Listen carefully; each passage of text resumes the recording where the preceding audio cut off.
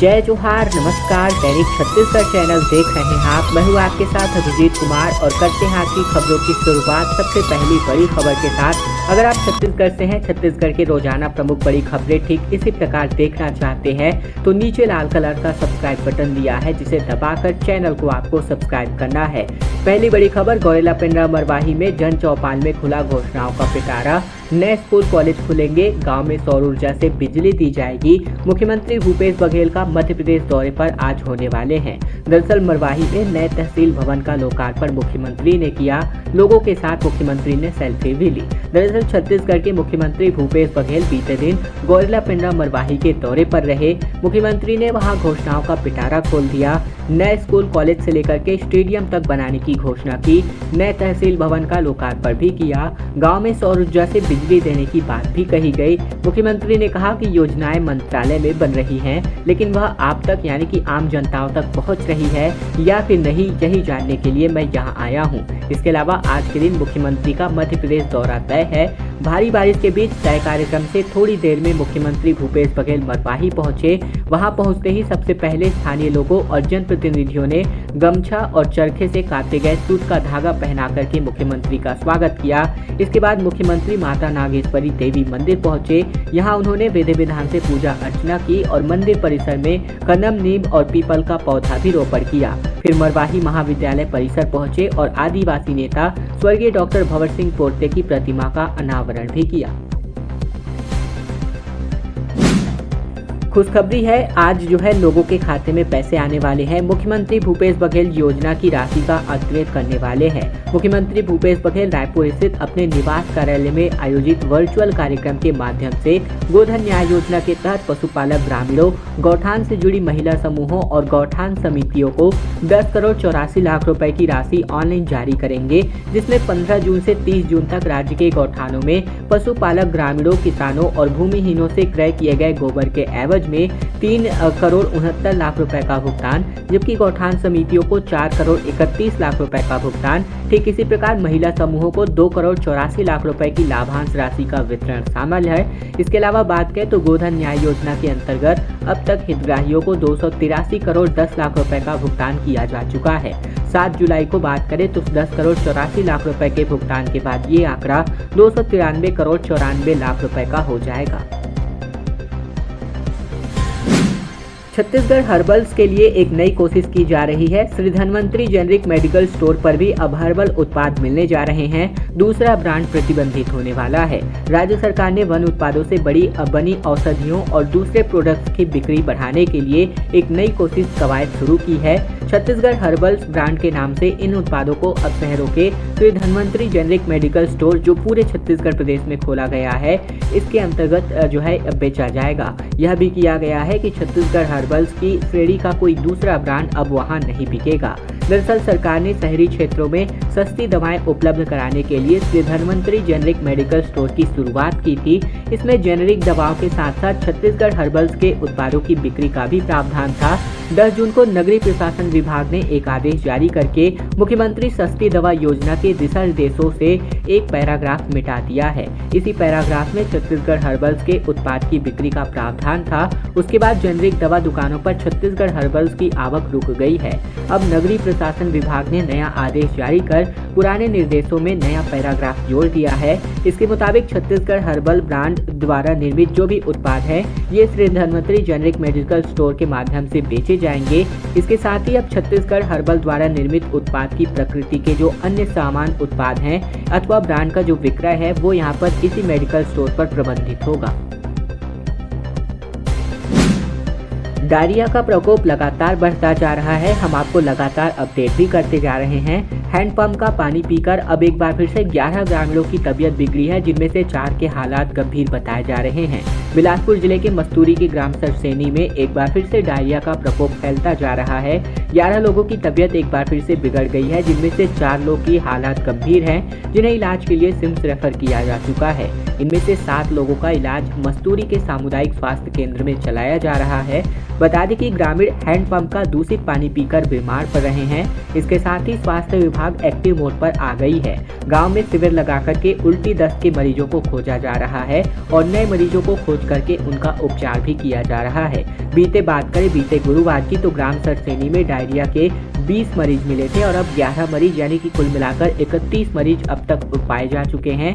देखते ही देखते 11 मरीजों की हालात यहां पर बिगड़ गई है और वे उल्टी दस्त से ग्रसित हो गए हैं।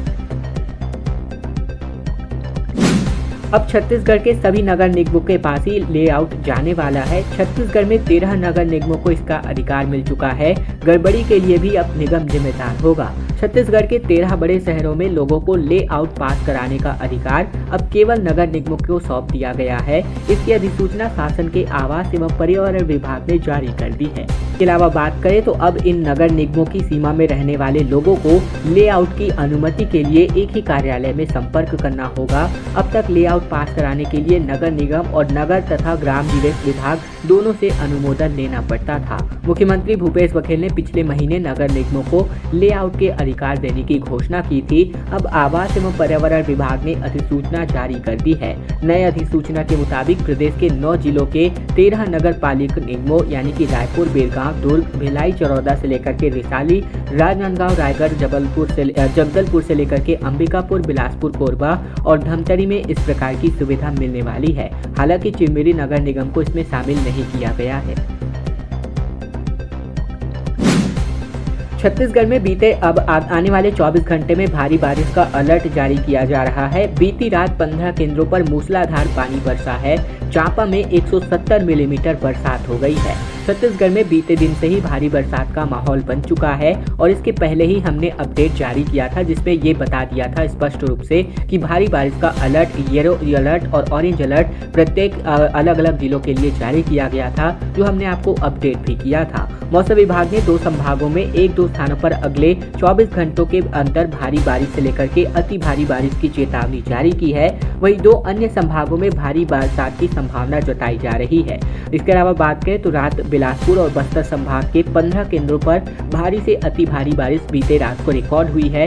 वहीं चांपा की बात करें तो 170 मिलीमीटर पानी यहां पर बरस चुका है। यह अति भारी बारिश की श्रेणी में आता है। मौसम विभाग ने बीती शाम को एक चेतावनी जारी की है।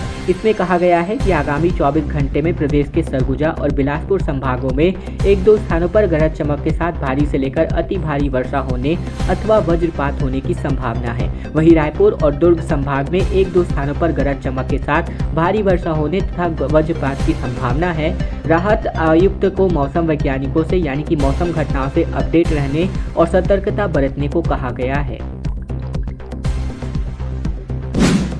केंद्र सरकार पर मुख्यमंत्री भूपेश बघेल का हमला सामने आ रहा है। कहा, महाराष्ट्र में अब आईटी और ईडी के छापे नहीं पड़ेंगे, उनकी कोई योजना ग्रामीणों के हित की नहीं है। दरअसल मुख्यमंत्री भूपेश बघेल ने केंद्र सरकार और भाजपा पर सीधा हमला किया है। ग्रामीणों से कहा है कि आपकी जेब में पैसा डालने वाली जितनी योजनाएं हैं वह राज्य सरकार की है। जिन योजनाओं और कार्यक्रमों के जरिए आपके जेब के पैसे निकल रहा है वह केंद्र सरकार की है। उन्होंने केंद्रीय एजेंसियों के दुरुपयोग पर भी तंज कसा है।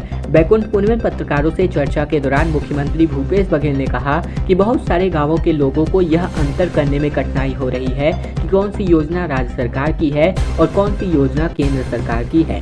मैंने उन्हें बताया है कि आय बढ़ाने वाला जितना है, जिससे आपकी जेब में पैसा जा रहा है, समझ लो वह राज्य सरकार का है। जेब से निकलने वाला जो कार्यक्रम है, चाहे वह पेट्रोल का भाव बढ़ना हो, डीजल का भाव बढ़ना हो, केरोसिन का भाव बढ़ना हो, रसोई गैस का भाव बढ़ना हो, साथ ही साथ खाद का भाव बढ़ना हो, खाद की अनुपलब्धता होना, ये सब केंद्र सरकार का है। मुख्यमंत्री भूपेश बघेल ने तंज कसते हुए फिलहाल केंद्रीय एजेंसियों की भूमिका पर भी सवाल उठाए हैं।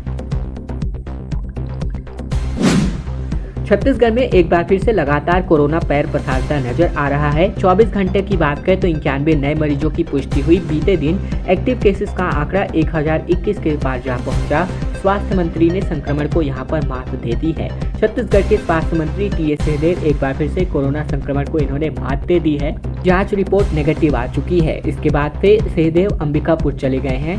इस बीच प्रदेश भर में 91 नए लोगों में कोरोना संक्रमण का पता चला है। इसी के साथ ही प्रदेश में कोरोना के सक्रिय मरीजों की संख्या तकरीबन 1021 जा पहुंची है।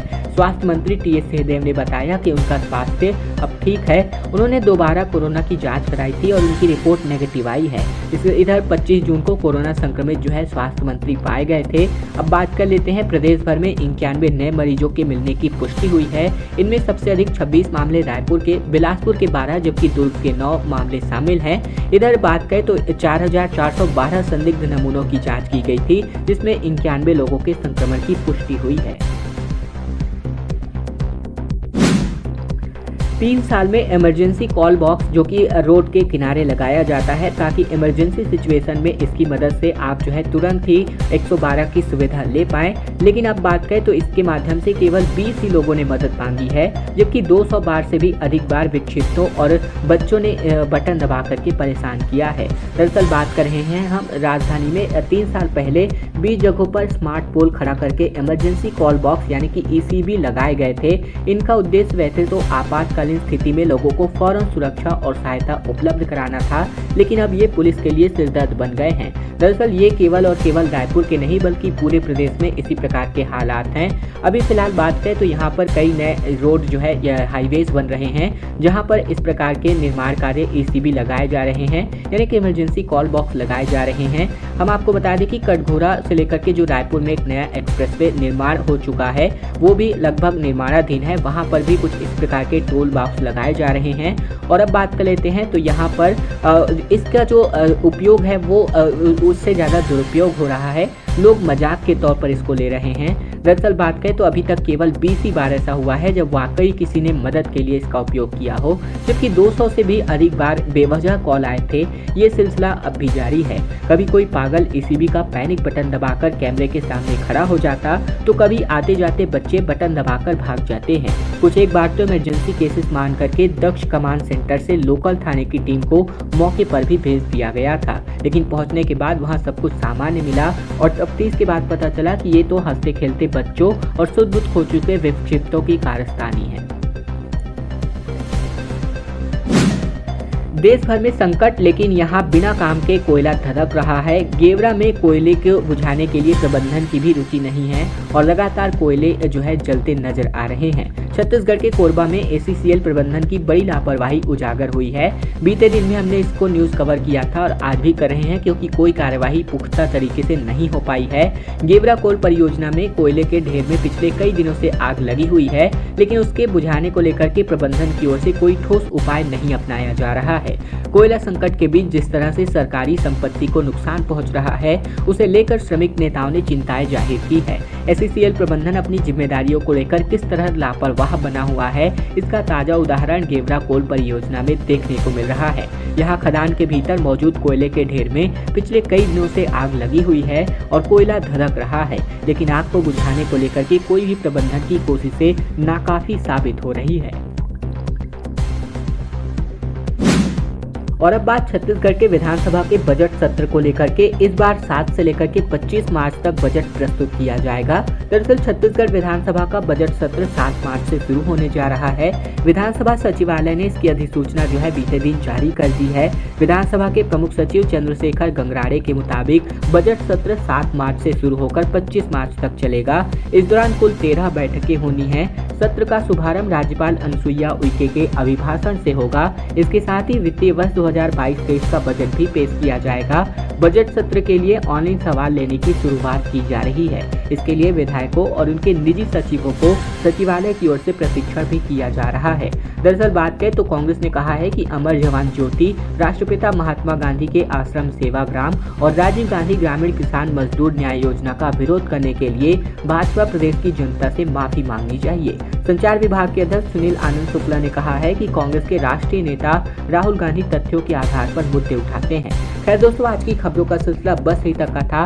वीडियो पसंद आए तो नीचे लाइक बटन है, जिसे दबाकर इस वीडियो को आपको बहुत ही छोटा सा लाइक करना है। नीचे लाल कलर का सब्सक्राइब बटन भी दिया है, जिसे दबाकर चैनल को आपको सब्सक्राइब करना है, ताकि प्रतिदिन की महत्वपूर्ण खबरें छत्तीसगढ़ समाचार बिना किसी रुकावट रोजाना हम आप तक पहुँचा सकें।